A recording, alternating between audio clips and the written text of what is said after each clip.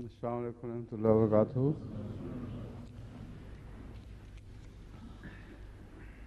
أعوذ بالله من الشيطان الرجيم بسم الله الرحمن الرحيم واللاتي يأتين الفاحشة من نسائكم فاستشهدوا عليهن أربعة منكم فإن شهدوا فامسكوهن في البيوت حتى يتوفاهن الموت يجعل الله لهن سبيلا.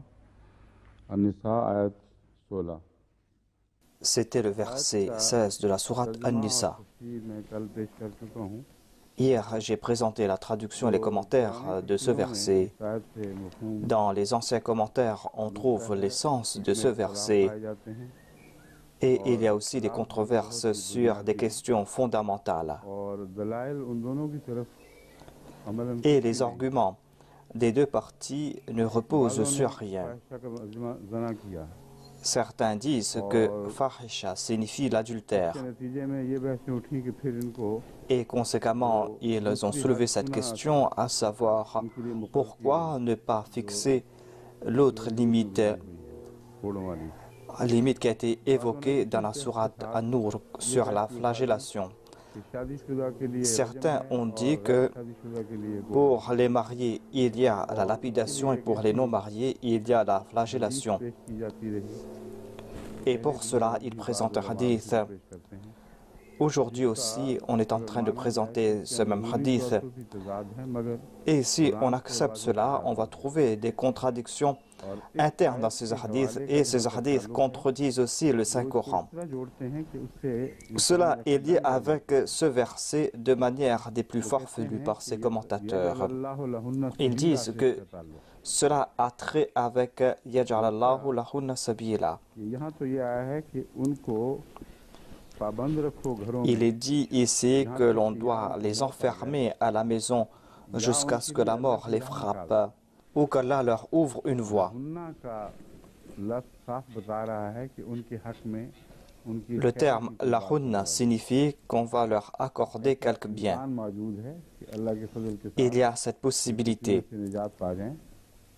et elles pourront sortir de cette grande difficulté. Et la possibilité, c'est celle que j'ai présentée hier. C'est-à-dire, Allah va leur trouver une issue. Si c'était des vierges, elles pourront se marier. Et après la mort de leur mari, elles sont libres. Et personne ne va s'occuper de ces femmes. Il y a d'autres voies qui sont en faveur de la femme. Dans les commentaires présentés ici, on cite un hadith qui, selon moi, a été fabriqué de toutes pièces. C'est un hadith qui contredit le Saint-Coran. Et ce hadith contredit les autres propos dans ce même hadith. Cela contredit la finalité et l'autorité du Saint-Coran. Si l'on commence à citer de tels hadiths, eh bien, les exégètes pourront s'appuyer sur n'importe quel hadith fabriqué de toutes pièces pour détourner l'essence du Saint-Coran. Ainsi, ce n'est pas là un comportement acceptable. Dans ce hadith, il est dit que quand un verset fut révélé au Saint-Prophète Mohammed soit lui, et le Saint-Prophète était très affecté, il était très triste. Une fois, il a dit que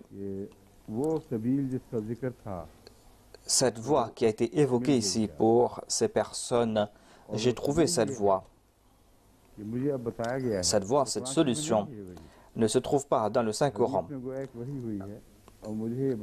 C'est un hadith qui est cité et il dit que j'ai reçu cette révélation que la voie, c'est que on doit frapper ces femmes à 100 coups de fouet et ensuite on doit les lapider. Dites-moi maintenant où se trouve ce verset dans le Saint-Coran.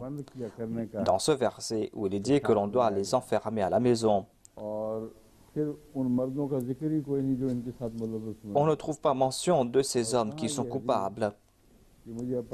Et où est ce hadith qui dit qu'on doit tout d'abord frapper à coups de fouet ces femmes adultères pour ensuite les lapider? C'est un hadith qui a été fabriqué de toutes pièces. Voilà ces hadiths qui sont en train de contredire le Saint-Coran. Et les ulémas oublient que le Coran est l'autorité finale. Et il n'y a pas de doute concernant le Saint-Coran. Et à propos des hadiths, il y a certainement certains doutes à propos des hadiths, car ces hadiths ont été consignés après une période de 100 ans au moins. Et cela a été transmis de personne en personne, et Allah connaît à quel point les mémoires de ces personnes étaient fiables. Et est-ce qu'il n'y a pas eu une telle personne dans cette chaîne de transmetteurs, une personne qui était enclin à accepter l'histoire d'un autre?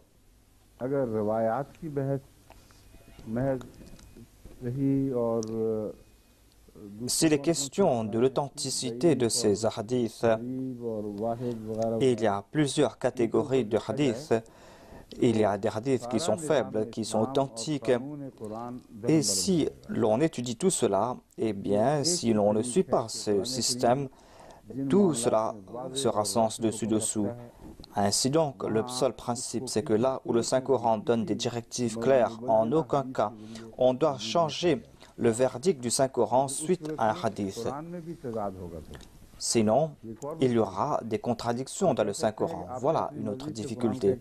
Quelqu'un peut dire que vous êtes en train de présenter une traduction du Saint-Coran en disant que ce verset du Saint-Coran contredit le hadith. Pour comprendre cela, étudions cette question.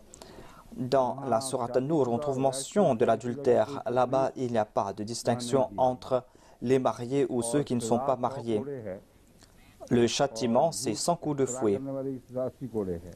Et celui qui a menti, celui qui a calomnié un innocent, va recevoir 80 coups de fouet.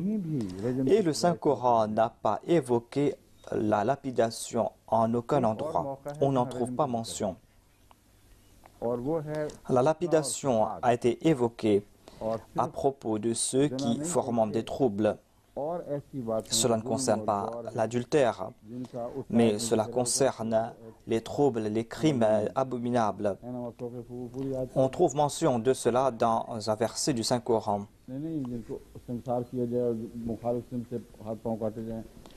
On nous trouve mention de la lapidation, le fait que l'on doit couper les mains et les pieds en ordre croisé.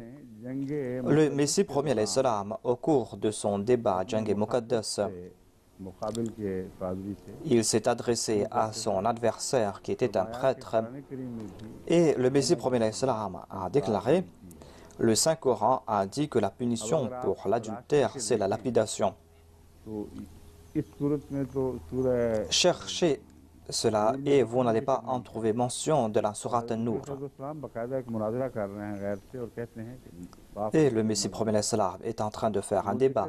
Il dit que selon moi, il y a la lapidation. Cela se trouve dans le verset que je viens de citer, qui concerne ceux qui forment des troubles, les rebelles. Ce verset mentionne donc les rebelles, ceux qui forment des troubles, ceux qui ont répandu le mal partout sur la terre. L'ordre est qu'on doit punir sévèrement de telles personnes afin que cela soit une leçon pour les autres. On trouve mention de ces châtiments atroces que l'on infligeait à des grands criminels, à savoir qu'on devait leur couper la main droite et le pied gauche, ou la main gauche et le pied droit. On en trouve mention par rapport à Pharaon. Et il a dit qu'ils allaient tuer et exiler ou lapider les croyants. Ici, on ne trouve pas mention de l'adultère par rapport à ces châtiments. Mais les troubles qui ont été évoqués ici concernent ce sujet, à savoir, selon moi, puisqu'on ne trouve pas mention de l'adultère ici, mais qu'on trouve mention de la lapidation, il peut être question ici de l'adultère forcé. Ce ne sera pas uniquement un châtiment en raison de l'adultère, mais ce sera question ici d'un viol qui va blesser pour toujours la victime. Ce n'est pas un adultère ordinaire. Par exemple, si l'on traite ainsi une jeune fille innocente, si le Saint-Coran limitait le châtiment uniquement à l'adultère ordinaire, eh bien le Saint-Coran ne sera pas un livre complet. Et le Saint-Coran allait présenter le même châtiment pour un crime léger et le Saint-Coran allait présenter le même châtiment pour un crime très atroce. Ainsi, ce verset a présenté toutes ces possibilités. On trouve mention de ces crimes atroces. Et on dit que s'il y a ces crimes qui sont très atroces, si ces crimes ont été commis par des infâmes, eh bien, vous pouvez les châtier.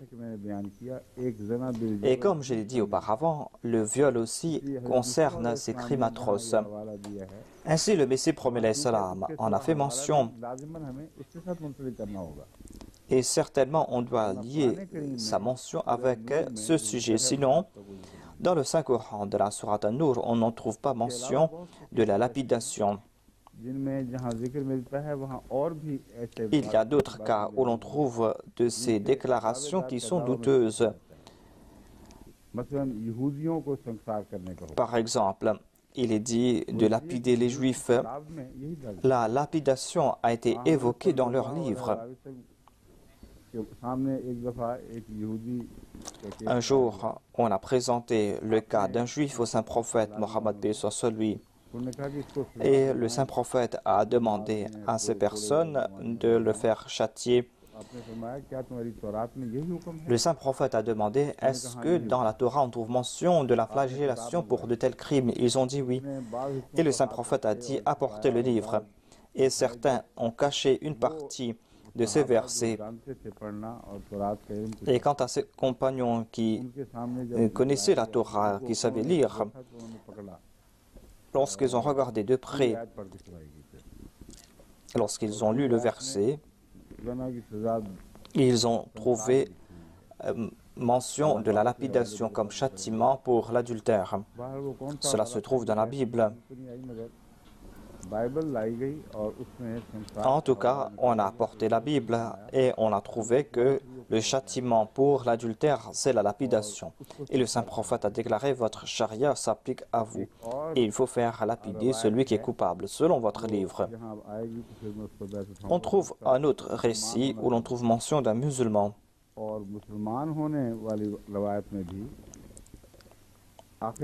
Et dans ce récit qui concerne ce musulman, on a cité une autre référence. Et le Saint-Prophète Mohammed lui n'a pas considéré ce châtiment comme un châtiment final. S'il avait considéré cela comme le châtiment final, il n'aurait pas changé. Il est dit qu'il y avait quelqu'un qu'on allait lapider qui a essayé de prendre la fuite. On l'a chassé, on l'a attrapé, on l'a lapidé et on l'a tué. Lorsqu'on a fait mention de cela au Saint-Prophète Mohammed lui, le Saint-Prophète a dit pourquoi ne pas le laisser prendre la fuite.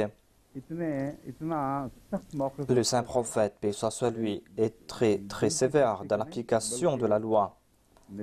Il n'était pas sévère parce qu'il était dur de cœur, mais parce qu'il respectait la loi. Il a dit que même si ma fille Fatima était coupable, j'aurais fait couper sa main. C'est parce qu'il respectait la loi. Voilà lui qui respectait la loi. Pourquoi est-ce qu'il a dit, pourquoi est-ce que vous n'avez pas laissé prendre la fuite le coupable? Le coupable a été présenté au Saint-Prophète Mohammed paix soit lui. Et le Saint-Prophète paix soit lui s'est détourné de lui pour leur faire comprendre qu'il ne voulait pas qu'il soit châtié. Le Saint-Prophète ne voulait pas qu'il soit puni. Le Saint-Prophète voulait éviter le châtiment, mais cette personne n'a cessé d'insister et le Saint-Prophète n'a pas eu d'autre choix que de le faire châtier. Je vais présenter le nom de la personne plus tard.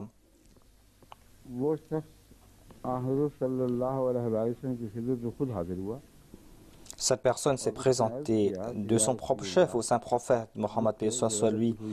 Le coupable a dit que moi j'ai commis une faute, punissez-moi. Le Saint-Prophète Mohammed sallallahu alayhi wa sallam a écouté cette personne et a détourné son visage. Cette personne est partie dans l'autre direction et a dit « J'ai commis une faute, châtie-moi ». Le saint prophète a tourné son visage et la personne l'a fait une troisième fois. Et lorsqu'elle a fait une quatrième fois, le saint prophète a dit « Prenez-le ». Et le rapporteur déclarait que le saint prophète a dit « Faites-le lapider ». Il y a deux possibilités ici. Il se peut que le saint prophète Mohammed paix sur lui ait dit « Partez et châtiez-le ». Et on a commencé à le lapider. C'est pour cette raison que le saint prophète a dit « Pourquoi est-ce que vous ne l'avez pas laissé partir ?» Dans un autre hadith, il est dit que lorsqu'on châtiait le coupable, il a dit « Apportez-moi au saint prophète Mohammed paix sur lui ». S'il était parti voir le saint prophète et si le saint prophète a dit qu'il fallait le lapider, pourquoi est-ce qu'il aurait pu dire le coupable que vous devez m'apporter au saint prophète? Cela nous fait comprendre que ces personnes qui le châtient n'avaient pas compris quel châtiment infliger. C'est pour cette raison qu'il a dit « Apportez-moi de nouveau au saint prophète ». Il s'est dit qu'on veut me lapider alors que le saint prophète a dit qu'on doit me punir et il n'a pas évoqué la lapidation. C'est pour cette raison qu'il a dit « Apportez-moi de nouveau au saint prophète ». Et si, dans la réalité, le saint prophète avait dit qu'il fallait le lapider, eh bien, pourquoi le saint prophète avait-il pu aller à l'encontre de l'ordre de Dieu?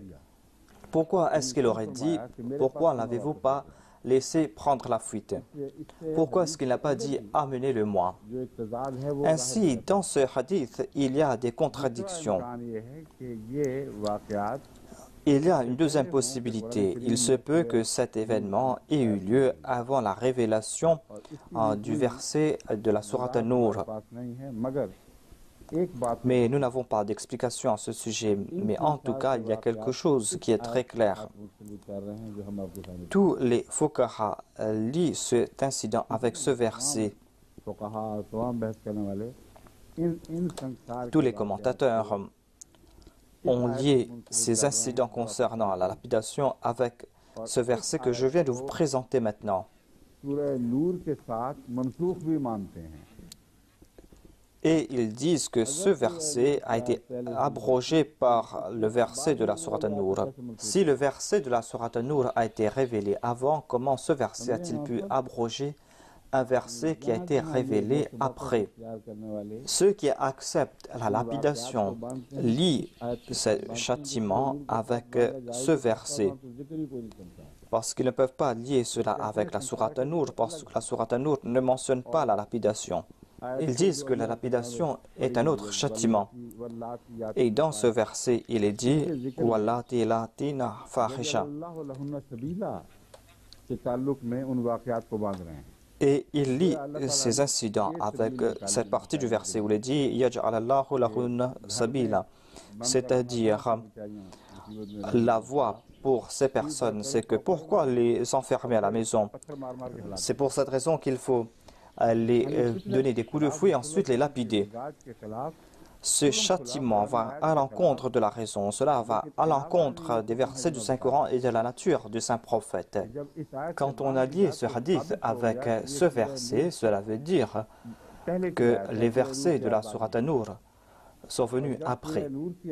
Puisque le verset de la sourate An-Nur n'a pas encore été révélé, il ne serait plus question de cela ici. Il serait question de la pratique du saint prophète Mohammed paix sur lui. Sa pratique était lorsqu'il n'avait pas encore reçu d'ordre dans le Saint-Coran à propos d'une pratique quelconque, eh bien il suivait les enseignements des anciennes lois. C'est ainsi qu'il faisait continuer cette chaîne de lois divines. Par exemple, il y a le fait qu'il s'est tourné vers la Qibla, qu'il a changé de Qibla par la suite. On trouve mention de cela dans les hadiths. Les hadiths qui nous font comprendre que le saint prophète Mohammed paix sur lui suivait les pratiques religieuses antérieures tant qu'il n'avait pas reçu d'ordre claire et nette concernant une pratique quelconque. Ainsi, en de telles situations, on pourra tirer cette conclusion que la sourate An-Nur a été révélée après.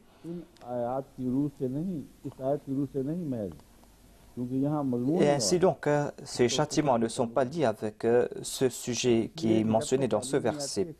Puisqu'il n'avait pas encore reçu d'ordre divin et qu'il devait infliger un châtiment, c'est pour cette raison qu'il suivait la loi juive qui disait qu'on devait lapider les adultères. Lorsqu'il y a eu un tel incident, lorsqu'il fut question d'un musulman et que cet incident s'est passé avant la révélation de la sourate An-Nur, s'il y a cette possibilité-là, il se peut qu'il soit lapidé, mais c'est peut-être plausible. Mais le sujet du hadith nous fait comprendre qu'il y a quelques contradictions ici, qu'il y a des doutes à ce sujet. C'est pour cette raison qu'il est question ici de Fahsha. Il n'y a aucune relation avec ce sujet. Fahsha ne signifie pas uniquement l'adultère. Fahsha a plusieurs sens. Fahsha peut signifier l'adultère dans un cas, mais le terme Fahsha ne s'applique pas à ces relations entre femmes. Fahsha ne signifie pas les relations entre femmes, ou Fahsha ne signifie pas non plus des relations entre hommes. Le Saint-Coran n'a pas utilisé ce terme dans de tels cas. Ni dans le cas du peuple de Lot, le Saint-Coran a-t-il déclaré que les hommes traitaient ainsi d'autres hommes ou avaient de telles relations avec les hommes. On trouve mention du terme fahisha là-bas, mais pas du terme zana ou l'adultère. Ainsi, le terme fahisha s'appliquait aux pratiques du peuple de Lot. Et cela renforce l'explication que je présente ici, à savoir que le sens de ce verset, l'application de ce verset nous fait comprendre que Fahisha s'applique au peuple de Lot ou aux pratiques du peuple de Lot. Ce Fahisha ou cette pratique dans laquelle ce peuple s'était impliqué, ce Fahisha ici a été mentionné dans ce verset. Ensuite, il y a la question des 4 témoins. Ils acceptent que le verset de la sourate An-Nur a été révélé après. Ainsi, dans ce cas, il n'était plus question des 4 témoins.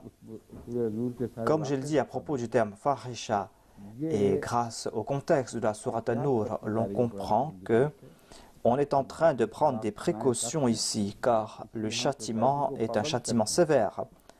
C'est pour cette raison qu'on doit mettre des restrictions. Tant qu'il n'y a pas de témoin, on ne pourra pas infliger ce châtiment. Certains califes ont tiré cette conclusion que, par exemple, il y a Hadrat Umar qui a dit qu'on ne va pas accepter les témoignages des femmes. Les 4 témoins seront que 4 hommes, selon le contexte de ce verset. Et cela rend encore plus difficile l'application de ce châtiment. Le châtiment imposé par le Saint-Coran est si sévère que cela doit rendre vigilants les gens. Et aucune personne ne va vouloir passer par de telles situations. D'une part, le châtiment est sévère, mais d'autre part, les conditions concernant le témoignage est si sévère que ce n'est pas quelque chose que l'on va voir quotidiennement, car cela aura un effet négatif sur la nature humaine. Ainsi, afin d'arrêter les effets négatifs de cela, afin de diminuer les possibilités, c'est pour cette raison qu'on a demandé de présenter 4 témoins. Et on a diminué les possibilités pour avoir de tels incidents. Voilà ce que j'ai compris de cela. Mais ces versets concernant les 4 témoins n'ont pas été révélés. Pourquoi donc dire qu'il faut présenter 4 témoins dans ce cas? Ainsi, l'on comprend que cette loi concernant les 4 témoins ont été fixées par la suite. Pour ce qui est de la protection des femmes, on trouve mention de 4 témoins. Pour la protection des hommes, on ne trouve pas mention de témoins. Il est dit dans ce verset « Walladhani ya'tiyaniha minkum fa'adhuhuma »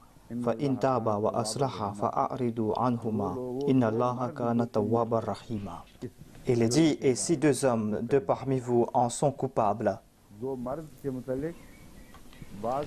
À propos des deux hommes, certains fuqaha, pour soutenir leur point de vue, ont soulevé cette question et ont dit que walladhani signifie un homme ou une femme, où il y a cette possibilité.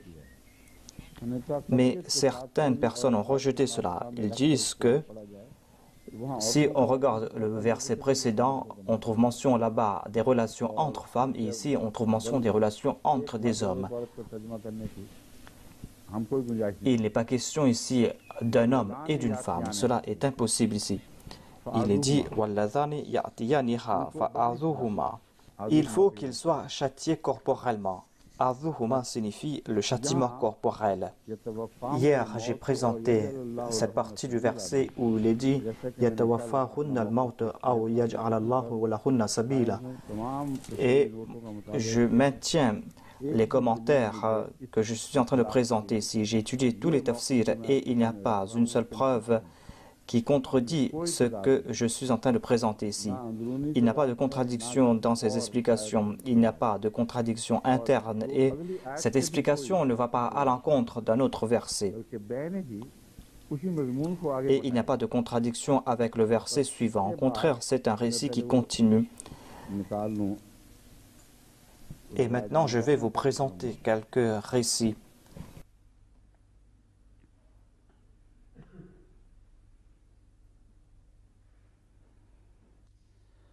Le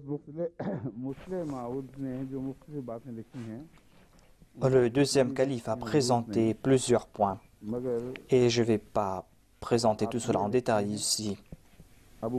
Mais il a déclaré, il a cité Abu Muslim et Mujahid qui dit que, selon moi, je pense que cet ordre concerne les prémices de l'indécence.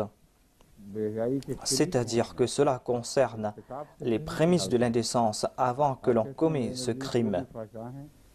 Il a dit que cela concerne aussi Fahsha. Mais il a cité d'autres ulémas qui ont présenté le même sens. Il est question ici de l'homosexualité. Mais le sens premier, c'est cela.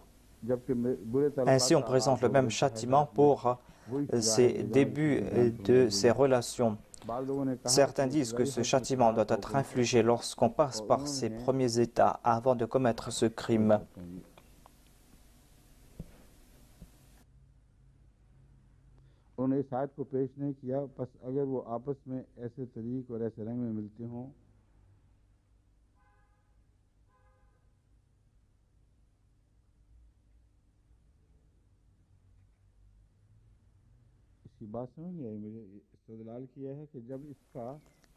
Je n'ai pas compris la conclusion que le deuxième calife a tirée ici. Peut-être qu'un mot manque ici dans les notes.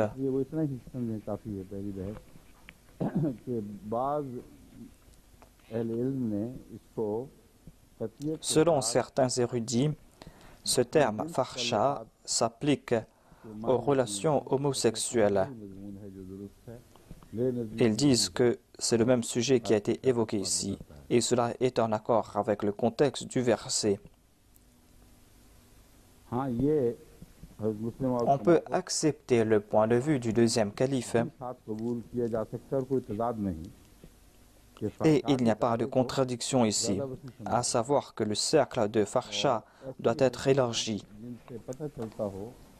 Et quand on entrevoit de tels comportements, quand on voit de tels signes qui annoncent cette indécence et ces rapports, et même si on n'a pas commis cela au grand jour, mais quand les gens se rapprochent de cette indécence, eh bien cela sera en accord avec un autre verset du Saint-Coran où il est dit « Wala taqribu zina », c'est-à-dire ne vous approchez pas de l'indécence.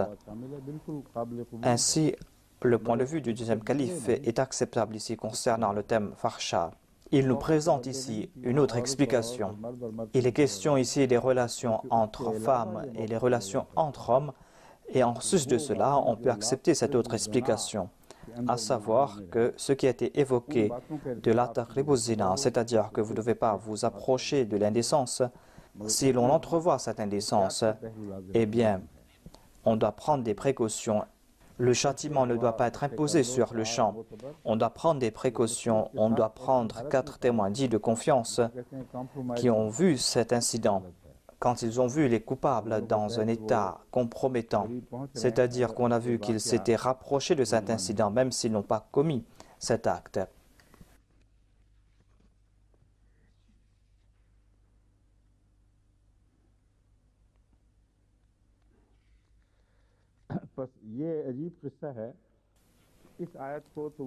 C'est là une histoire étrange. Ils abrogent ce verset avec le verset de la sourate An-Nur. Et ils abrogent le verset de la sourate An-Nur avec un verset qui n'a pas été révélé. Ils disent que ce verset a été révélé, mais on ne trouve pas mention de ce verset nulle part. Quel est ce verset? Quel est ce verset qui est invisible, mais qui a abrogé le verset qui est visible? C'est un verset qui a été fabriqué de toutes pièces. Ils ont cité Hadrat Omar. Ce verset, les termes de ces versets nous font comprendre que ce n'est pas la parole de Dieu. Si c'était la parole de Dieu, pourquoi le saint prophète, paix soit lui, l'a-t-il caché? Il se peut qu'il y ait des différences de prononciation. Mais avoir un autre verset, quelque chose de complètement différent. Concernant la prononciation, on peut dire qu'un verset peut être lu de différentes manières. Des fois, il y a fatra et kashar et il peut y avoir des changements de sens, mais il ne peut pas y avoir de contradiction en dépit de cette prononciation différente. Quand il y a une différence en raison de la voyelle, on appelle cela une différence de qira'a, ou de récitation, ou de prononciation. Mais il n'est pas ici question de différence de prononciation. Ils disent que Hadrat Omar a cité ce verset où il y a mention de Sheikh et Sheikhoukha. Sheikh et Sheikhoukha signifient des vieux et des vieilles. Et il n'est même pas question de mariage là-bas. Ils ont fabriqué un verset farfelu, un verset qui ne se trouve même pas dans le Saint-Coran, et un verset qu'on cite pour abroger un verset qui se trouve dans le Saint-Coran. Ceux qui veulent se tourner vers les versets du Saint-Coran doivent certainement user de leur intelligence et doivent être fidèles envers le Saint-Coran et non pas être fidèles envers ceux qui ont présenté ces récits pour mettre en doute ce livre à propos de qui il est dit la rayba fihi. Il n'y a pas de doute à propos de ce livre, mais eux, ils ont mis en doute ce livre. Être fidèle envers le Saint-Coran signifie fermer la porte au doute et fermer ces portes pour tout le temps. Il y a un seul principe, à savoir qu'il n'y a pas de contradiction dans les versets du Saint-Coran. Il faut comprendre l'essence des versets du Saint-Coran. Aucun verset n'a abrogé un autre verset. Et tous ces récits tombent devant ces principes. Ainsi, l'on comprend que ce sont des mensonges que l'on a attribués au Saint-Prophète Mohammed lui. Il y a des hadiths très étranges qui se trouvent dans le Sahih Bukhari. Je vais présenter cela et il faut réfléchir à ce sujet. L'on n'a qu'à réfléchir un petit peu pour comprendre que ces récits n'ont aucune relation avec le saint prophète Mohammed sallallahu alayhi wa sallam.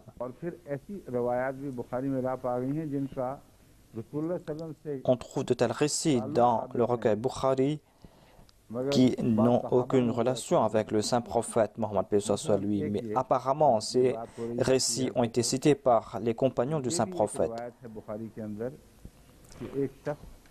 Par exemple, il y a ce hadith cité par Bukhari dans lequel il est dit qu'une personne a dit que j'ai vu des relations illégitimes entre deux singes, mâle et femelle.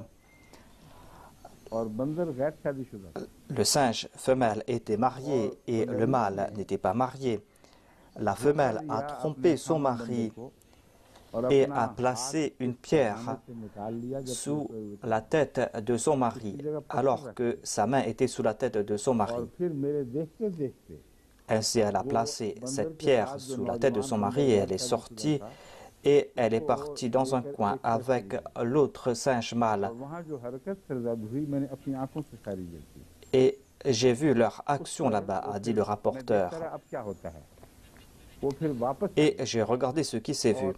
La femelle s'est retournée et elle a enlevé la pierre encore une fois et elle a placé sa main ou son bras pour que son mari ne sache pas ce qui s'est passé. Mais le mari s'est réveillé et il a senti, il a compris ce qui s'est passé. Et il a appelé les autres singes à la rescousse. Tous ont entouré la femelle. Et on a aussi pris le mâle coupable. Et on a commencé à lapider ces deux singes devant mes yeux.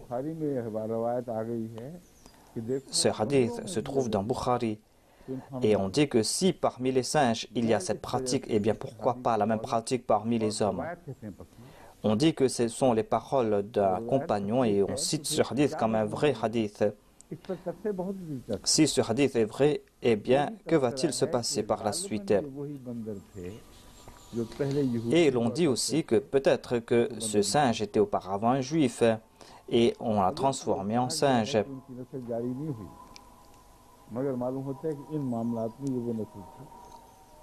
Ainsi donc, l'on comprend que ces singes étaient les descendants de ce juif. Et peut-être que les ordres de la Bible s'appliquaient à lui, tout comme cela s'appliquait aux Juifs. Donc, si c'est cela un récit authentique, eh bien, est-ce que vous allez avoir confiance dans de tels hadiths? Ce hadith se trouve dans le recueil Bukhari. Que dire de cela? C'est pour cette raison que l'on ne doit pas dire que je suis en train de dire que tous ces hadiths sont faux. Mais en tout cas, on ne peut pas comparer les hadiths au Saint-Coran. Cela est impossible. Il ne peut y avoir de contradiction dans la création d'Allah. Tout comme il n'y a pas de contradiction physique, de même dans la création spirituelle, il n'y a pas de contradiction. Le Saint-Coran et le Saint-Prophète sont deux noms différents de la même chose. Ainsi, vous devez être fidèle envers le Saint-Prophète. Vous devez être fidèle envers le Saint-Coran. Là où vous allez voir des contradictions, là où vous allez voir des attaques contre la personne du Saint-Prophète et du Saint-Coran, vous devez rejeter cela. Car Allah déclare qu'il n'y a pas de contradiction ici. Allah déclare que le Saint-Prophète dit toute chose qui est en accord au Saint-Coran. Et si on attribue ces choses aux saints prophètes qui ne sont pas acceptés par le Coran, par l'histoire, par la logique, on ne peut pas accepter cela, on doit le rejeter, même si cela se trouve dans le recueil Bukhari. Et j'ai cité cet exemple ici. Et on est en train de commenter sur ce verset et on a cité ce hadith ici.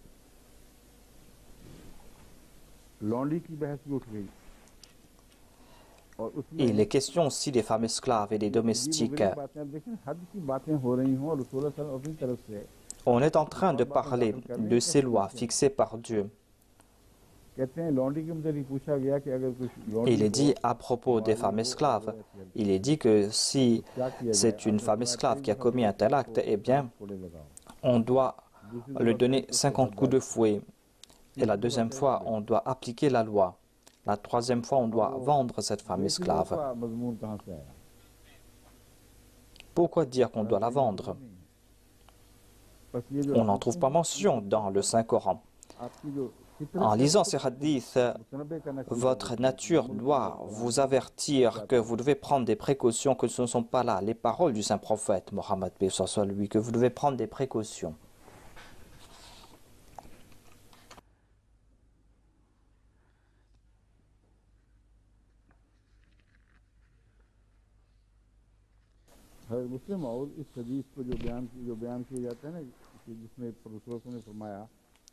Hadrat Muslim Maud a cité ce hadith où il est dit qu'on doit tout d'abord donner des coups de fouet, ensuite de lapider le coupable. Le deuxième calife a écrit à ce sujet.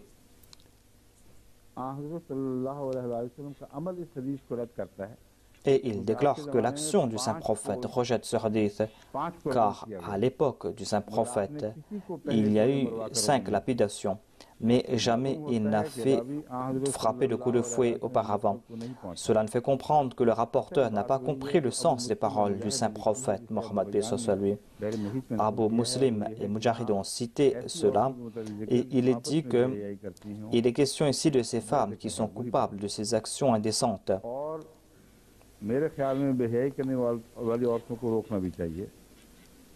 On doit arrêter ces femmes coupables. Et on ne trouve pas mention des détails ici concernant l'acte qu'elles ont commis. On trouve mention de ces 4 témoins. Et ces 4 témoins doivent se présenter. On a dû commettre ces actes devant ces 4 témoins.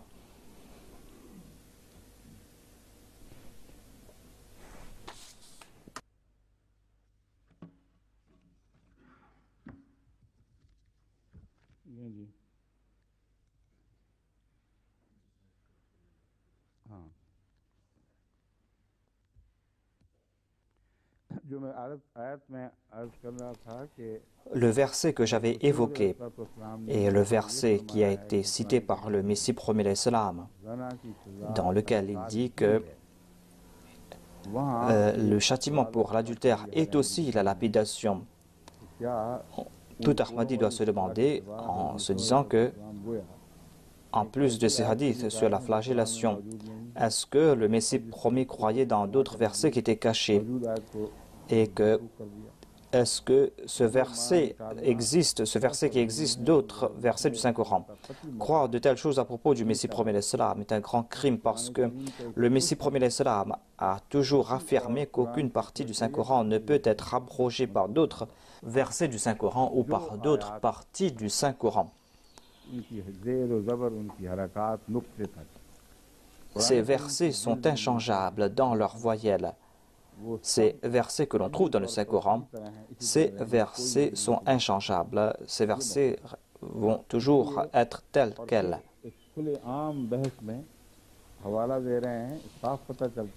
Dans un débat, le Messie premier l'Islam a donné cette référence et il nous fait comprendre qu'il n'a pas cité ce verset que je viens de citer maintenant.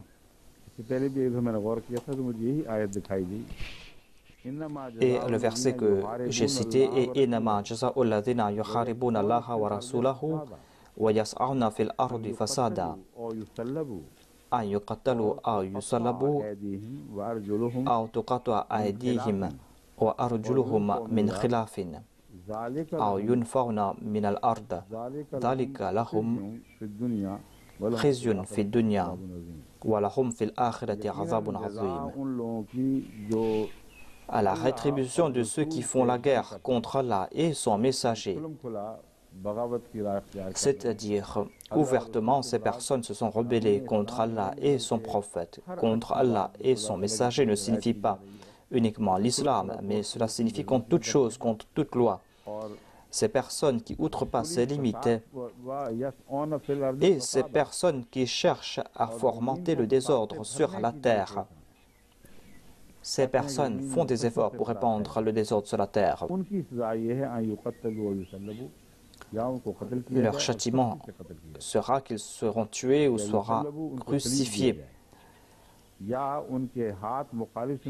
ou qu'on coupe leurs mains et leurs jambes opposées, ou bien ces personnes seront chassées du pays. Tout comme il est dit, ces personnes seront chassées du pays. On trouve mention de tout cela ici dans ce verset.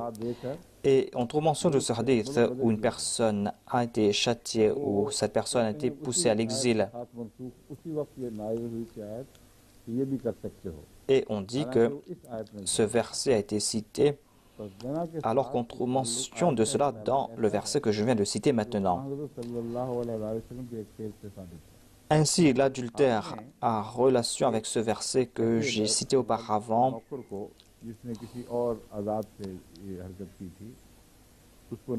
Il y avait quelqu'un qui avait commis l'adultère, non seulement que celui-ci a été châtié à 100 coups de fouet, mais cette personne a été chassée à l'exil. Ici, dans ce verset, où on trouve mention de façade ou de ces troubles, où ces troubles dépassent les limites, lorsque la situation est des plus périlleuse, lorsque les crimes dépassent les limites, c'est là que l'on fixe des châtiments aussi sévères. Mais à l'époque du saint prophète, personne n'a été crucifié. On n'a pas tranché les mains et les pieds de personne en ordre croisé. Mais en tout cas, on trouve mention de l'exil. Si on trouve mention de la lapidation, eh bien, peut-être que cela concernait un juif ou cela concernait une personne avant la révélation du verset de la sourate An-Nur. Ce verset de la lapidation concerne ces cas extrêmes. Par exemple, le cas d'un viol qui s'accompagne de violence. Là-bas, si on frappe le coupable de 100 coups de fouet, cela ne suffit pas. Il y a cette femme, cette jeune femme qui a été affectée. C'est quelque chose que l'on voit ici quotidiennement. Des femmes qui subissent des blessures internes irréparables. Certaines sont si gravement blessées qu'on n'arrive pas à leur redonner la vie.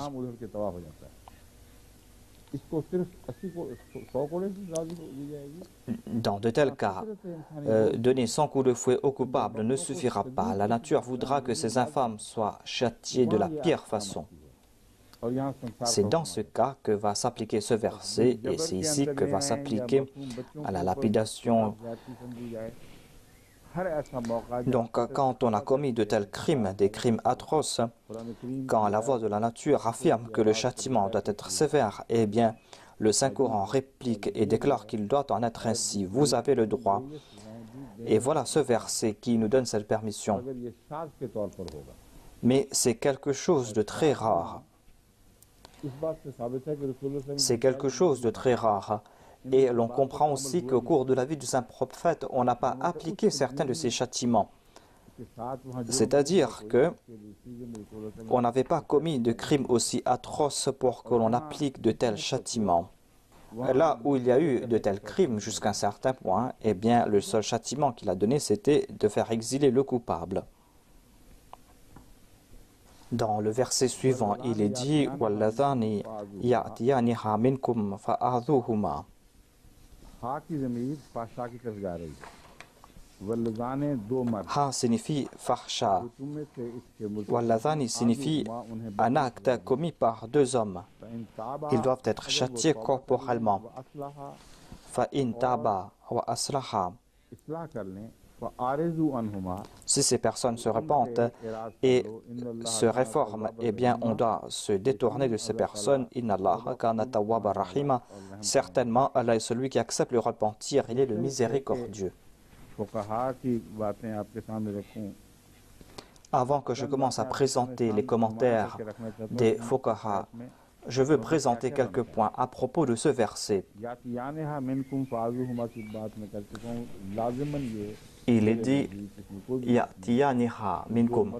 Et il n'y a point de doute qu'il est question ici des relations indécentes entre deux hommes. Tout comme le premier verset parle des relations indécentes entre deux femmes. S'il n'en est pas ainsi, eh bien, alors le Saint-Coran n'a pas requis de châtiment pour des actes homosexuels, sauf le châtiment qui vient du ciel. Ainsi, l'on comprend qu'il est question ici des châtiments qui ont été imposés pour ceux qui commettent des actes homosexuels parmi les hommes et les femmes. En disant « Adhuhuma », on n'a pas fixé le nombre de coups que l'on doit infliger au coupable. Mais ensuite, il est dit « Fa'in taba wa aslaha fa'aridu anhuma ». S'ils se repentent, s'ils se réforment, eh bien détournez-vous d'eux. La question est quand doivent-ils se repentir? Si on les a attrapés, eh bien, le Saint-Coran nous fait comprendre que s'ils sont attrapés, eh bien, ils doivent être châtiés. Et s'ils ont été attrapés comme coupables, s'ils se repentent, Et s'ils se réforment, eh bien, ils ne doivent pas être châtiés. La chose sera très étrange. C'est comme si que l'on doit repousser le châtiment alors que les femmes doivent être châtiées immédiatement et que les hommes doivent être traités différemment. C'est pour cette raison que Weri a eu cette occasion et cela nous fait comprendre que le Saint-Coran traite les femmes de manière injuste alors que les hommes sont traités de manière inégale et ont tous les droits. Mais si Azuhuma ne signifie pas les frapper une seule fois, mais placer des restrictions qui vont les nuire, eh bien, le sens de ce verset sera compris. Et nombre de fuqaha ont dit que Azuhuma ne signifie pas châtiment corporel, mais certains ont dit qu'on n'a même pas besoin de châtiment corporel. Si deux hommes commettent cet acte, eh bien, on doit tout simplement les avertir verbalement. Ils disent que l'on doit tout simplement les demander de craindre Dieu.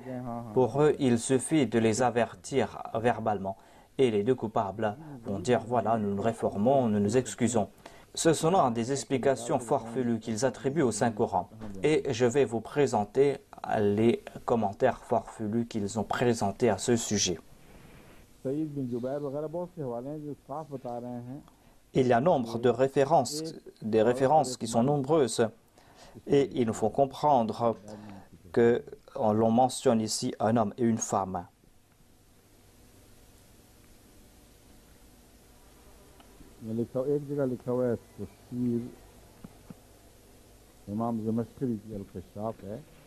Dans le tafsil de l'imam Zamashkhari, il est dit que tout d'abord, cela s'applique à ceux qui ont commis l'adultère.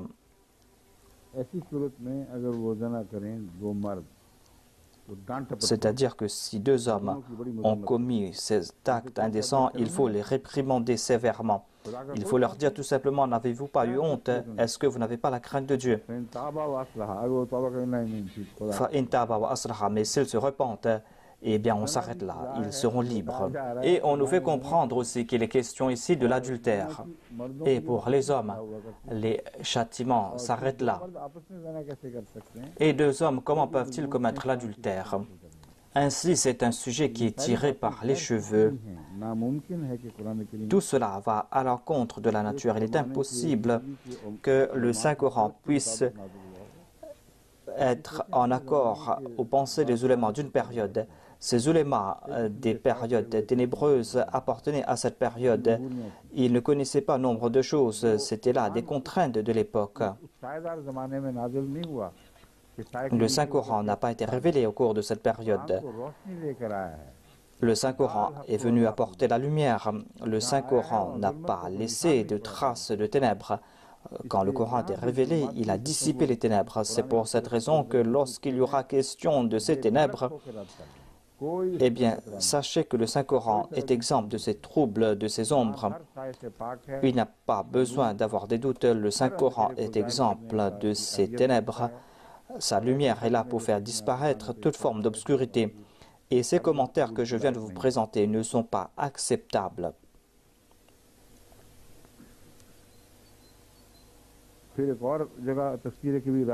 Dans un autre récit, il est dit que Azuhuma signifie les faire souffrir par la langue, c'est-à-dire les avertir par la langue, de les reprocher, de les avertir. Il faut tout simplement leur dire que vous avez commis un acte immonde et que vous allez attirer la colère de Dieu.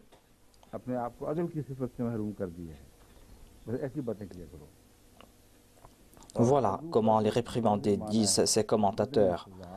Et Adu signifie en fait le châtiment corporel. Ils ont oublié ce commentaire, ils ont rejeté cela. Certains ont cité les deux commentaires, certains ont présenté un seul sens de ce verset. Azuhuma ne signifie pas que leur châtiment doit s'arrêter d'un seul coup. Ce châtiment ici signifie qu'ils doivent être coupés de la société. Cela ne veut pas dire qu'ils doivent être enfermés à la maison parce que les hommes sont responsables de nourrir les membres de leur famille. Ils sont responsables de cela. Et si on les enferme à la maison, ils seront privés de leur travail. On va mettre à mal le système économique de la société. Comment pourra-t-il travailler s'il sera enfermé chez lui? Puisque les femmes n'ont pas le besoin de supporter leur famille. C'est pour cette raison que le châtiment est tout autre. Et pour les hommes, il est dit « Adhuhuma ». Mais cela ne veut pas dire qu'on doit les frapper de quelques coups de soleil et les laisser. Si tel sera le sens, eh bien pourquoi dire « Fa'intaba wa aslaha fa'ariduhuma » Cela veut dire qu'il y aura un châtiment qui va durer pour un certain temps. Ce châtiment va durer pour un certain terme.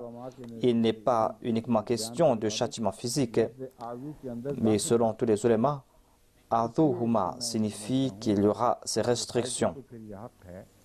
Et selon moi, cela veut dire que la société a le droit de châtier ces personnes physiquement et de mettre certaines restrictions sur les coupables afin qu'ils puissent ressentir cette souffrance. Mais s'ils se repentent et si on voit des changements notables et positifs dans leur comportement, eh bien on doit accepter leur repentir et enlever ces restrictions. Inna Allaha kana tawwabar rahima. Certainement, Allah est celui qui accepte le repentir. Il est celui qui est très pardonnant. Une autre question a été soulevée ici concernant le repentir. Les fuqaha ont dit quand est-ce que le repentir sera acceptable? Quand est-ce que ce repentir ne sera plus acceptable non plus?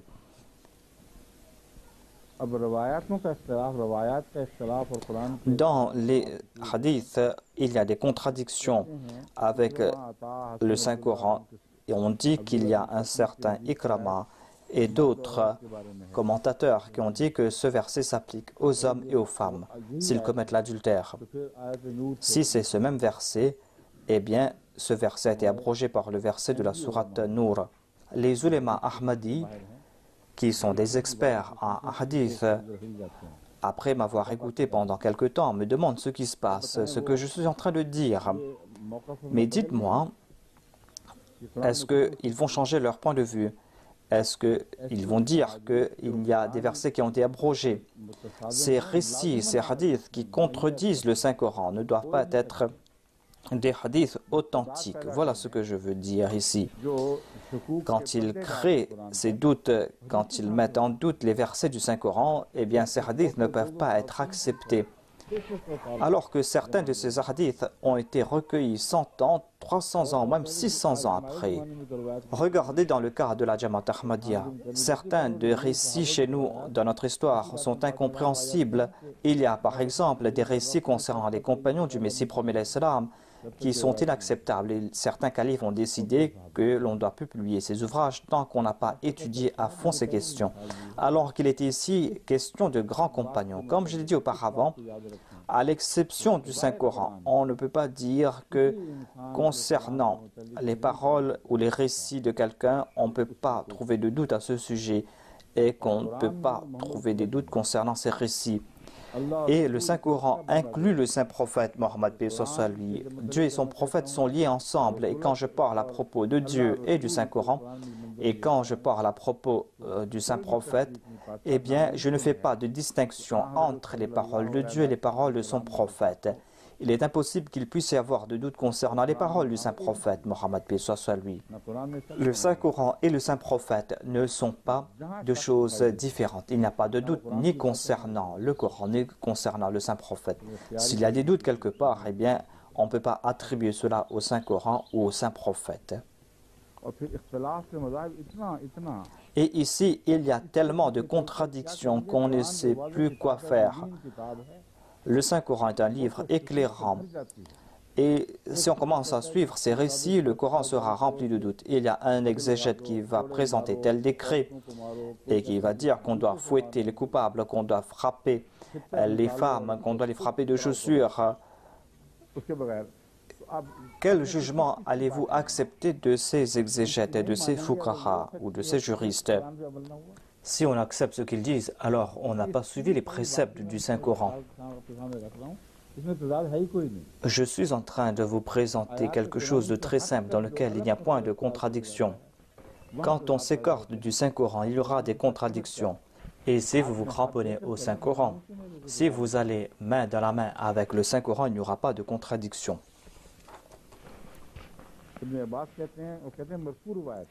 Ibn Abbas a présenté un autre hadith. Il a dit, regardez le peuple de Lot et tuez les coupables. Est-ce qu'on a mis cela en application? Et on dit que c'est un hadith authentique. On a attribué d'innombrables mensonges à Hadrat Ibn Abbas. C'était un personnage de grand statut, mais on lui a attribué de grands mensonges. Inna lillahi wa inna ilayhi raji'un. Mais on a forgé les hadiths en son nom pour les présenter, afin que les gens n'aient pas de doute à ce sujet.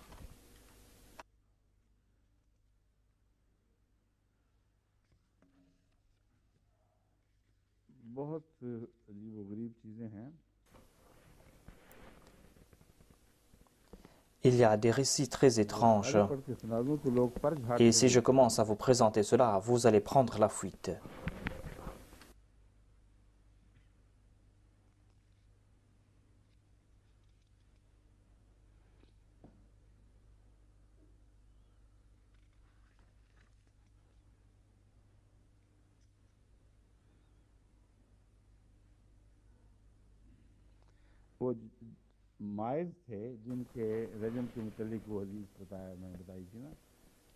Et il y a un hadith sur la lapidation.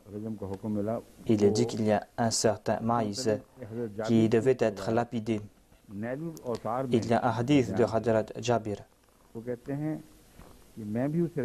Il est dit que moi aussi j'étais parmi ceux qui avaient lapidé le coupable. Lorsqu'il a reçu une pierre, il a commencé à crier en disant « Apportez-moi au saint prophète ». Alors qu'on avait dit auparavant à propos de cette personne qu'elle était partie voir le saint prophète. Et c'est le saint prophète qui a prononcé son jugement. Et il a dit « Mon peuple veut me tuer. On m'a trompé. » Alors que le saint prophète n'avait pas décrété que je devais mourir. On l'avait apporté au saint prophète. Mais si le saint prophète avait donné l'ordre de le faire lapider, pourquoi est-ce qu'il a dit qu'on ne doit pas me tuer? Le rapporteur déclare que nous l'avons tué.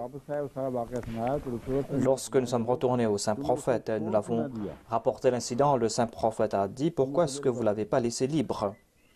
Pourquoi est-ce que vous ne l'avez pas apporté à moi ?» Si c'était le saint prophète Mohammed paix soit lui qui avait prononcé ce jugement qu'il devait être lapidé, il avait prononcé ce jugement 1 heure ou 1 heure et demie auparavant, est-ce que cela veut dire que le saint prophète Mohammed paix soit lui avait oublié son jugement? Si c'était un commandement de Dieu, pourquoi est-ce que le saint prophète a dit « Vous devez le laisser tranquille » ? Il était en train de crier, se lamenter. Pourquoi est-ce que vous ne l'avez pas abandonné? Pourquoi est-ce que vous ne me l'avez pas amené?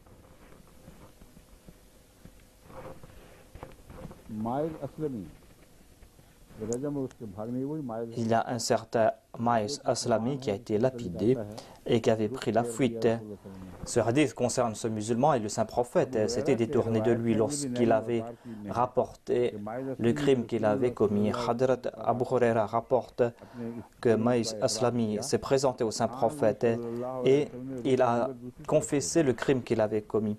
Le saint prophète s'est tourné dans la direction opposée. Il est parti dans l'autre direction. Il a admis le péché qu'il avait commis. Le saint prophète s'est détourné de lui. Encore une fois, il s'est tourné vers le saint prophète et c'est là que, à la 4e reprise, le saint prophète a donné l'ordre et on l'a apporté dans un champ et on l'a lapidé. Il y a des contradictions entre ces deux récits. Il y a un rapporteur qui se dit être présent et qui a dit que lorsque le saint prophète a entendu cela, il a donné cette réponse. Et dans ce deuxième récit, il est dit que c'est suite à l'ordre du saint prophète qu'on allait le lapider. Il a reçu les premiers coups de pierre et il a pris la fuite.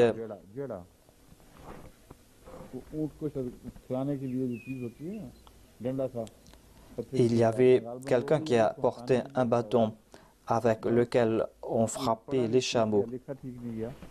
कुछ था जो ऊँट के लिए Je ne sais pas इस्तेमाल ce qui est écrit ici, mais en tout cas, अच्छा उसके il y avait quelque chose qu'on utilisait pour les chameaux. जिससे ले जाते होंगे उसे उस जबड़े से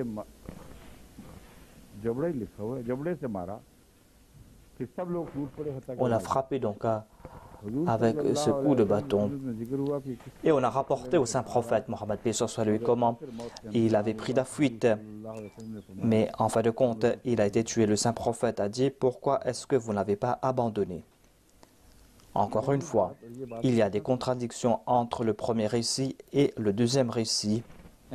Ce hadith a été cité par Ahmad, par Ibn Majah et par Tirmidhi.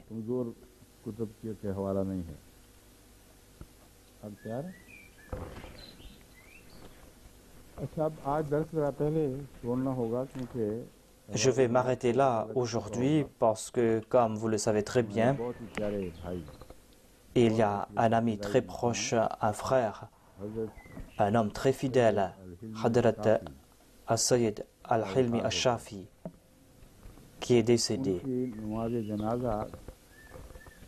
Je vais diriger sa prière funéraire à l'instant, lorsque je vais retourner pour la prière de Zuhr. Mais je veux présenter quelques faits à son sujet. La majorité d'entre vous l'ont déjà connu grâce à l'émission Liqam al-Arab. Et tout le monde m'a écrit pour m'informer que c'était une personne très adorable. Il était la vie de cette émission. Il apportait une nouvelle vie dans cette émission grâce à ses paroles, grâce à sa traduction, grâce à son éloquence et son visage. Sa manière de parler, sa sincérité embellissait l'émission. Et même les non-Ahmadis faisaient ses éloges. Et les Arabes faisaient aussi ses éloges dans leurs lettres. Ils évoquaient souvent Hilmi Shafi en faisant ses éloges. Il avait un très beau style. Et même dans l'émission Les Kamar Arabes, j'ai dit que je tire un grand plaisir de votre traduction et pas dans les autres traductions. Car vous traduisez en pénétrant dans mon cœur. Quand je riais, il riait. Quand je pleurais, il pleurait. C'était comme si nos deux cœurs battaient au même son. De la manière dont je parlais, c'était de la même manière dont il traduisait. Il traduisait avec les mêmes émotions, avec le même débit, avec les mêmes montées, avec les mêmes descentes. Dieu lui a accordé cette grâce, ce don. Il y avait la même tristesse sur son visage, il y avait la même joie sur son visage. Il a ouvert un nouveau chapitre dans l'histoire de la traduction. D'après moi, je n'ai jamais vu d'autres traducteurs de ce genre. Des traducteurs qui, dans leur choix de leurs mots, dans leurs expressions, sont en parfait diapason avec l'orateur. Il y a de grands traducteurs, même en Allemagne, mais ses qualités étaient sublimes, c'était des qualités magnifiques qu'il possédait. C'était pour cette raison qu'il était aimé par tout le monde. Et il ressentait un très grand amour pour le califat. Il y a très peu d'exemples de ce genre. Par la grâce de Dieu, il y a beaucoup de personnes qui aiment le califat, mais son amour à lui possédait un autre éclat. Quelques jours auparavant, il était parti en Égypte, peut-être pour le mariage d'un de ses enfants. Et là-bas, pour la première fois, il a eu un infarctus qui était très grave. Mais il a insisté, en dépit des conseils des médecins, qu'il devait retourner à Londres. Les médecins refusaient en disant que votre santé ne vous le permettra pas. Mais il a insisté, il a tellement insisté qu'en fin de compte, les médecins lui ont demandé la permission de venir ici. Quand il regardait l'émission de là-bas, il pleurait. Il voulait retourner pour s'asseoir dans cette émission.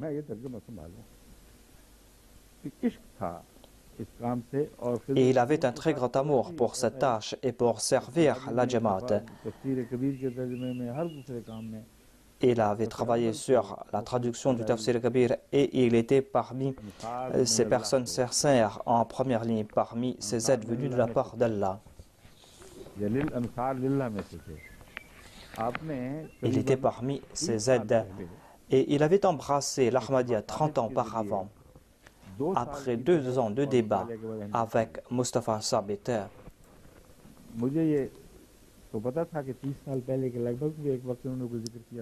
je savais qu'il avait embrassé l'Ahmadiyya 30 ans auparavant, mais maintenant j'ai compris pourquoi est-ce qu'il aimait Mustafa Sabit Sahib. Il avait un très grand amour pour lui. Il n'avait pas le même amour pour d'autres Arabes que pour Mustafa Sabit. Et il m'a dit, faites-le venir ici afin que nous travaillions ensemble. Puisque la santé de M. Mustafa Sabit n'était pas bonne, et je pense qu'il ne pourrait pas soutenir ce fardeau. Et cette tâche est une tâche très difficile. Et je lui ai dit que c'est très difficile. Et je ne veux pas faire souffrir M. Mustafa Sabit. Et il a accepté cela, mais il voulait tout simplement que son ami soit avec lui. Sa femme a déclaré qu'il voulait retourner à Londres. Il insistait sur ce fait.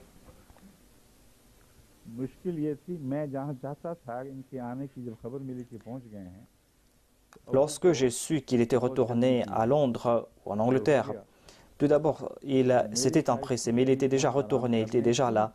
Mais moi, je voulais qu'il se repose là où il se trouvait, qu'il complète sa convalescence. Mais il m'a dit que les médecins ont déclaré que c'est possible. Et c'est là que j'ai dit que vous pouvez venir. Mais moi, je lui ai dit qu'il devait rester à Islamabad. Mais je pense qu'il n'a pas compris ce message. Sinon, il n'aurait pas venu jusqu'ici. Peut-être qu'il croyait que ce n'était pas un ordre, mais que cela a été dit pour moi et qu'il y a cette permission pour lui de venir ici à Londres. Par erreur, je ne lui ai pas dit que s'il vient ici, il sera un danger, qu'il sera un danger selon moi. Je lui ai dit que moi, je désire moi-même partir vous rencontrer là-bas en personne, mais puisque je suis occupé par le Ramadan, je ne pourrai pas venir vous visiter. Ce que je voulais dire est que je ne désirais pas qu'il venait ici à Londres en personne pendant le Ramadan. Mais puisqu'il n'a pas compris le message clairement, c'est pour cette raison qu'il a insisté, il voulait venir ici à Londres.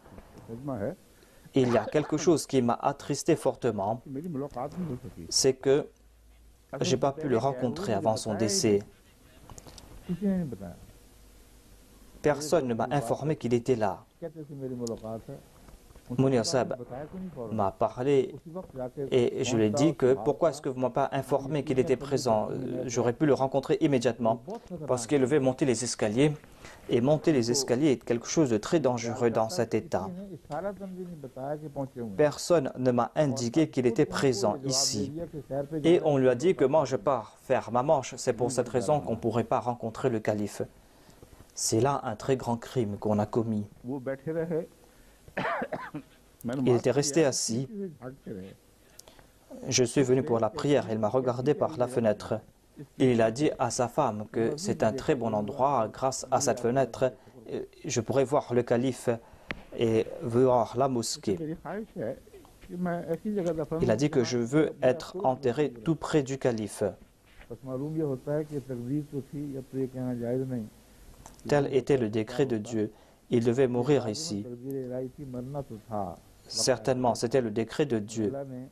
C'était le moment de sa mort. Dieu a aveuglé les médecins et ils lui ont donné la permission de venir ici. Tel était le décret de Dieu. Il devait venir ici, mourir ici et être enterré ici comme il le désirait. Avant de partir, il désirait venir vivre tout près de moi afin qu'il n'ait pas à voyager longtemps. Il voulait rester là et servir. Mais en tout cas, il m'a regardé, il était très joyeux. Mais la grande difficulté, c'est que personne ne m'avait informé à ce sujet. Sinon, j'avais beaucoup de temps, j'aurais pu le rencontrer. J'aurais pu combler mon désir et le sien.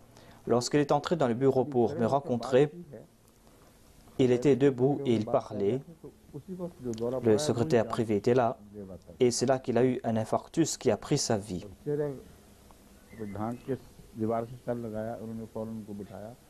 Il s'était adossé à un mur, on l'a fait s'asseoir. Et même là, je ne savais rien. Il y a un couple qui était venu me rencontrer et parmi eux, il y avait une infirmière. Le jeune homme était très anxieux. Il m'a dit qu'à l'extérieur, il y a eu un grand accident et ma mère a essayé de ranimer le malade. Et c'est là que Salim est entré et je lui dis que s'est-il passé. Il m'a dit que c'est Hilmi Shafi Saheb. Mais il était trop tard pour moi. L'ambulance est venue, mais il n'a pas réagi. J'ai pu tout simplement voir son visage et je n'ai pas pu le rencontrer. Je vais diriger sa prière funéraire aujourd'hui, avant la prière de Zohar. Mais je veux porter son cercueil. Son cercueil est prêt et nous allons porter son cercueil jusqu'ici. Ensuite, je vais partir, je vais compléter mes prières. Et vous allez voir faire les rangs ici. Et après la prière funéraire, il y aura la prière de Zohar. Et ceux qui ont la possibilité doivent partir pour l'enterrement. Priez tous pour ce grand serviteur de l'islam. Priez pour ce grand serviteur de l'Ahmadiyya. Priez aussi pour ses enfants. Priez pour qu'Allah leur accorde patience et persévérance. Qu'Allah ait